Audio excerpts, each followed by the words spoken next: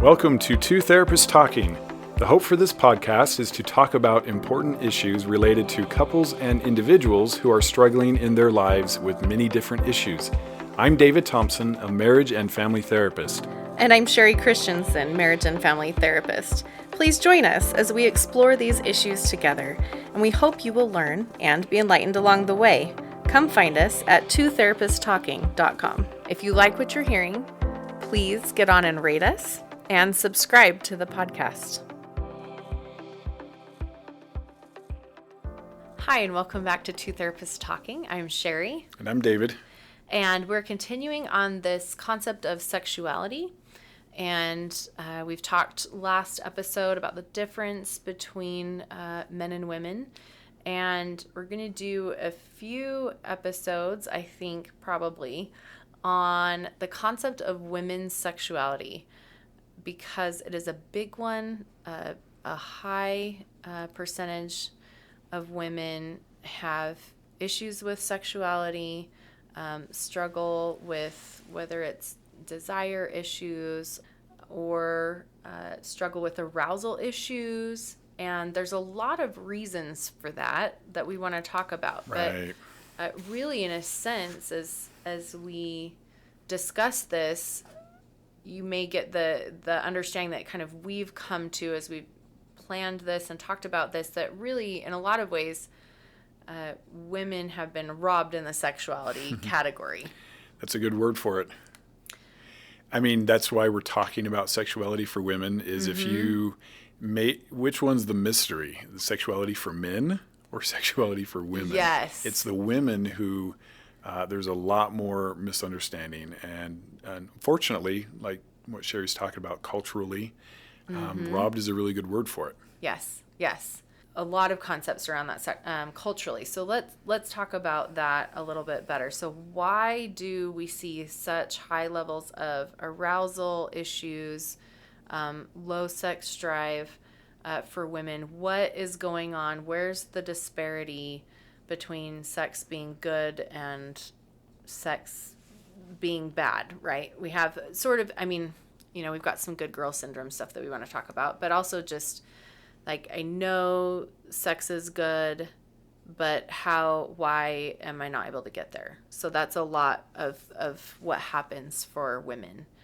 I want to have a good sexual relationship, but I don't know how to get to that place. I just don't. How do I increase that desire? How do I increase the arousal and things like that in my life? So let's talk about why. Why is this happening? Why? A lot of good whys, right? Yes, there's a lot. There's so much here. So I know there's a lot here. A definite big one when you talk about why is there such a disparity is men just know their bodies better. Yes. This is obvious why they know their body. But sometimes I think women don't think about this as much, right?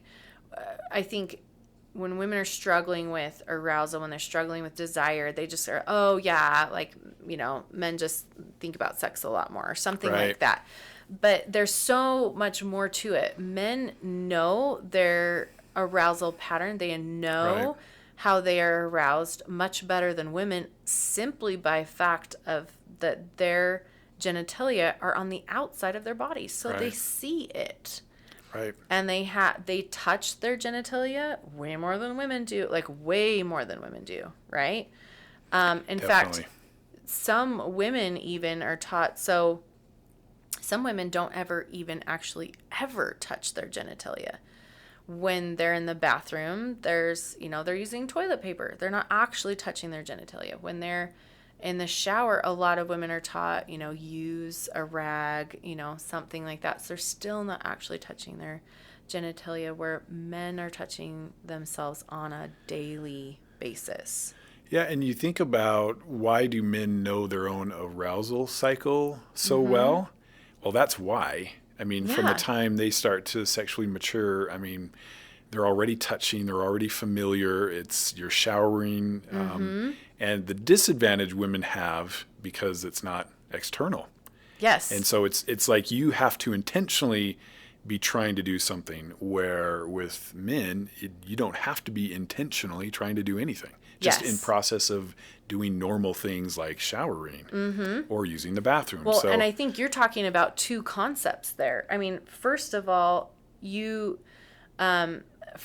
men, the arousal, when they are aroused, they know what is happening with their body, right? There is a visual confirmation of arousal, right? So that is one thing that is really important to note, because women's genitalia is internal, most of it is internal, a lot of it is internal, and it's difficult to maybe see the rest of it. They don't often know what happens to their bodies when they are aroused. And so it is not uncommon for women to be physically aroused and have their body actually responding, and for them to not actually realize that that is even happening. Right. Because again, a lot of things are internal that are going on, right? The vaginal walls will secrete, right? And for men, their secretions are very obvious, right? Right. And for women, they're not. For men, we'll just, kind of talk about some of the sexual arousal things that happen. So for men, like everyone knows, the penile area gets engorged, right? They will get an erection. Women have blood flow into the labia, into the vaginal areas. Their vagina actually will extend and grow longer in order to be prepared for sex. But you don't see that, right? And women especially are not going to see that on their own bodies, right? In fact, sometimes men will notice that more than women will if you're having a sexual encounter. Right. But the women may still not have any idea that that's actually occurring for them. So the effects of arousal are just much more visual for men and obvious for men. And so they're going to see that, and so they understand, oh, this is what happens when I'm aroused. And so their mental arousal state and their physical arousal state tend to be much more connected than women's mental and physical arousal states. And so the other piece of what David was saying with genitalia being external is that the genitalia is getting aroused more, if that makes sense. So there's more touching that's occurring. Right. And so there's more chance for arousal, right? For example, and this might sound so foreign to women, but men can be aroused by their pants touching their body, right? Or in the shower, washing themselves or whatever, because they're stimulating, or it's being stimulated. It's not an intentional, I'm trying to arouse myself, Right. but it is a stimulation that is occurring simply by nature of their genitalia being external and coming into contact with things more often. Right. And so that's another big difference and reason why women tend not to have as much knowledge of sexuality. They're just not having as much stimulation in their lives. Right. I mean, you think of like if there was some way to measure arousal and arousal over the course of a lifetime, any kind of arousal, you imagine the difference and what the numbers would be between men and women just because of location. Yes. Just because of where their genitalia is located. Yes. And that helps to piece this together, why and have it's some so more different for understanding. women. Yeah. Yes. Yes. So that's one thing, right? Just the location of genitalia changes things a lot for men and women, or it's just going to be a very different experience. So men know their bodies better in general. They know what their genitalia looks like. They know what happens when their bodies are aroused. They know what arouses their bodies so much better, all simply because of the external genitalia. And go ahead. It occurs to me hearing all this that hopefully one of the things you take from the podcast is maybe more understanding, more empathy. Yes. I think men tend to be seen as, can be seen as maybe not dirty, maybe not... just constantly thinking about sex. Constantly thinking about sex, more sexual, but sort of in a you shouldn't be way. But hopefully this concept gives you perspective on it's not some intentional, I'm trying to be devious or something. It's not just by virtue of what we're talking about, men are going to be more sexual. Yeah. And it's not their fault. And so I think maybe it's not like a bad thing. It's just by nature of what's going on for their bodies as opposed to women's bodies. Yeah, maybe more understanding around why there's such a difference, and hopefully him being men so listening, sexual. Yeah, and hopefully men listening can go, oh, so when my wife is sort of struggling with this, or when she just doesn't seem to be as sexual, there's a reason why. There's a lot going on there that's different for women. But also, hopefully, women can understand their own bodies better and understand, oh, and I'm sure probably for a lot of men listening, they're going, oh my goodness, my spouse has no idea what arouses them. Which you think about if you assume that they know and they just don't care or they don't ever choose to, therefore they're really just not sexual beings. Hopefully this also is creating a lot of empathy and understanding, because it's just, we're not talking apples to apples here. Yes, not at all. Not at all. So empathy and understanding, hopefully both ways from this. Yes. And as we're talking about this, we're talking about the concept in general that why women tend to have these experiences in their life. Right. But we're not going to stop there. We are going to talk about, okay, how do you regain your sexuality? How do you embrace your sexuality? That is definitely something that is coming up in future podcast episodes. So please stay tuned to that. We're not just going to throw out here and go, yeah, this is kind of lame. Women got robbed. Have fun with that, right? We want to talk about how do we change that for women. So again, right now, we're just talking about the why. Why has this occurred? Why is this such a pattern? And that first one is a really big deal that we just don't think about the significance of. Definitely not think about enough. Yeah. Yep. So the second one is culture. And boy, this encompasses a million things. And we could talk about it for a really long time. We really could.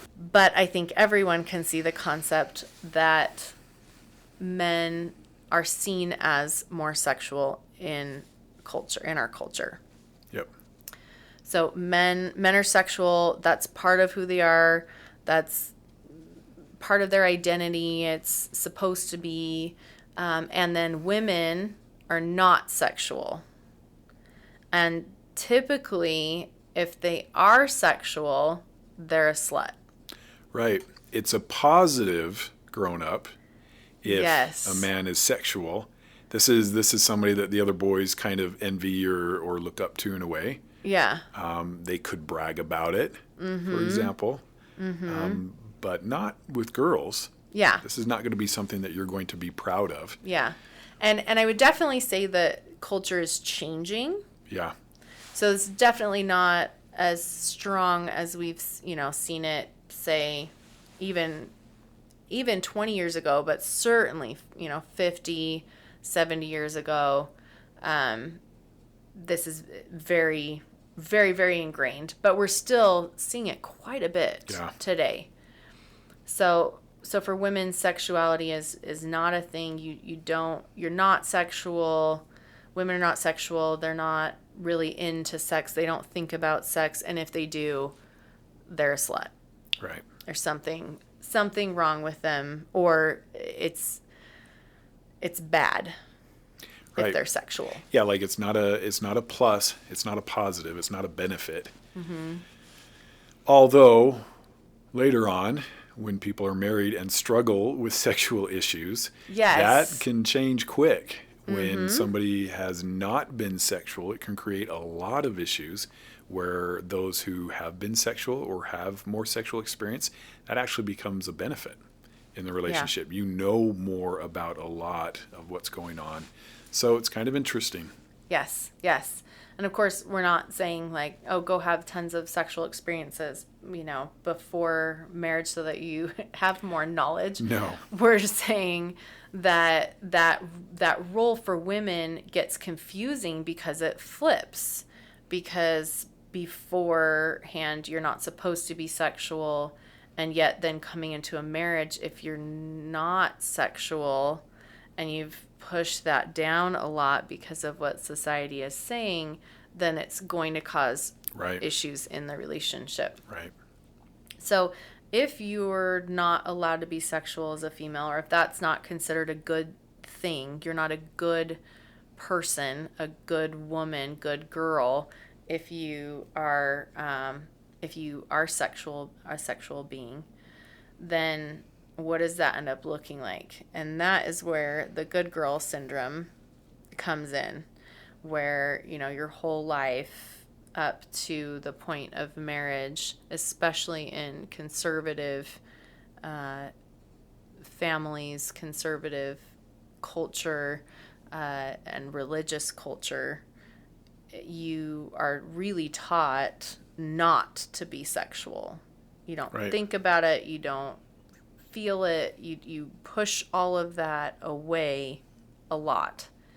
And the good girl syndrome then is, well, then you get married and now you have problems because Right. all It's of a not sudden a light I'm switch that supposed just to, flips. yes, all of a sudden you're supposed to flip that switch and suddenly enjoy sex, and suddenly sex is good and wonderful, and I'm supposed to be really into that space. And you don't. It's not a switch, right? And so that causes a lot of arousal issues. It causes a lot of desire issues, even to the point where women may have felt fairly sexual before they got married. In dating relationships and things like that, you'll see that where they have arousal, they have desire. And lots of men will say, when we were dating, they were definitely Yes. more sexual. And then you get married, and then there's this almost light switch off. Right. Yep. And so this is a lot where that comes from. There are other things too that we'll talk about where that comes from, but that's one of them, is that there's this feeling of arousal and excitement around a partner, but we're not having sex because, you've chosen not to, perhaps, or and then that marriage thing happens, and now we're supposed to have sex, but I've got all of these cultural things that have been happening, right?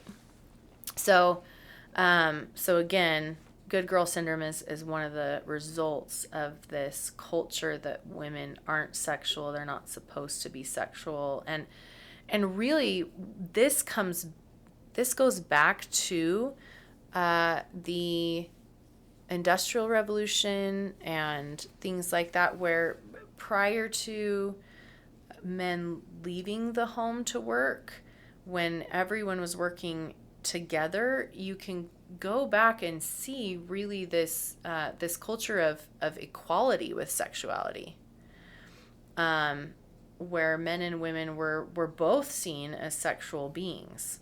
When everyone's working on the farm together, everyone's working for their own subsistence and whatever. Even before that, there was more a feeling, a culture of equality with sexuality. And as men started leaving the home to work, or there was this separateness between them, that's when you start seeing that cultural shift that, oh, well, women aren't sexual. And it's, again, this men protecting what's theirs. Well, if women aren't sexual and they're taught not to be sexual and you're not a sexual being, then it's going to be okay for me to leave the home. Right. Because nothing's going to happen because they're not sexual. So there's this shift that comes because of that. And it is part of the patriarchal culture that happens. And I'm not a super, huge down the feminist space, but there are just some things, and we are definitely a culture run by men still, and we have been for a very long time. And so you will see the influences that come through that. And I'm not men bashing at all. It's just how things tend to flow when one is more in charge. Right, and not because it was not the best thing or not the best thing for the family, just the way it ended up. And I think that's had a big impact, and it's important to consider the impact. Mm-hmm. And to understand that, because sometimes when we get steeped in our own culture, we don't see that that's not necessarily what is. It's what we've decided as a culture is. Does that make sense? So if we understand that before this time period, women were culturally seen as just as sexual as men, we can see it's not necessarily just a body difference, and there are some body differences there that can affect things, but we've created culturally the discrepancy between men and women much more than what actually contributed. Is. Yep. So these are, again, why this concept, why the low sex drive is such a big thing, why lower arousal is such a big thing. And that we have a few other things that we want to talk about that are big. They're going to take more time to get into. So we're going to leave you cliffhanging on this. But one of the concepts that we want to talk about is the importance of acceptance for women of their sexuality and embracing their sexuality and being able to move into a space where they can see themselves as sexual beings and really enjoy that part of their life, accept that part of their life, get excited about it, look forward to it. And even as I'm saying these phrases, I'm thinking, I know clients, I know other people, other women in my life that I can even just as I'm saying that think, wow, they would probably freak out by that sentence and go, oh, whoa, I can be excited about sexuality. Definitely. I can look forward to it. I can think about it. It's like you're not allowed to. You don't have permission to. Yeah. And so what we want to do in these episodes is start to shift that. If that is you, no shame. This is a culturally developed thing. But we'd love for you to have permission in your life to feel excited about it, to feel excited about sex, to look forward to sex, to enjoy thinking about sex, because you are a sexual being. And right. We mentioned in the last episode, and we'll mention, I'm sure, again, as we move forward, even with more episodes on this, that women, how do I say this? We think a lot about, spiritually, right? There's this very religious, and religion and sex get kind of messy especially for women, right? And one of the things that I like to mention to women and talk to women about when it comes to sexuality and God. So we think about God and we think about sex, and we don't put those together at all, right? But women are created with an actual organ solely designed for sexual pleasure. And men are not. And so when we think about the permission giving to be sexual and to think about sexual things and to enjoy sexual things, sometimes it's helpful to realize that and to think about that women have an organ solely designed for sexual pleasure and men don't. So that's some pretty good permission giving. It's kind of just accepting exactly who you are, not Yes. who we're trying to tell you to be or make you into being or anybody putting this on you. No, this is your own body. Yes. Yes, thank you. That's a really good way to say it. This is, women are designed. We are designed to be sexual beings. And, we're probably going to talk about this in future episodes as well, but when you think about orgasm, and the ability women have to have multiple orgasms, there's further proof. Yes. So yes, honoring just the way your body was designed and built yes, should give you permission to be yes, sexual or more sexual. So again, we're going to keep talking about this, so tune into future episodes. And we'll get into a lot more details and a lot more moving forward of how do women embrace their sexuality. So stay tuned. Thank you for listening to Two Therapists Talking. We look forward to sharing more conversations with you. Connect with us at twotherapisttalking.com or email podcast@twotherapisttalking.com. If you like what you're hearing, please get on and rate us and subscribe to the podcast.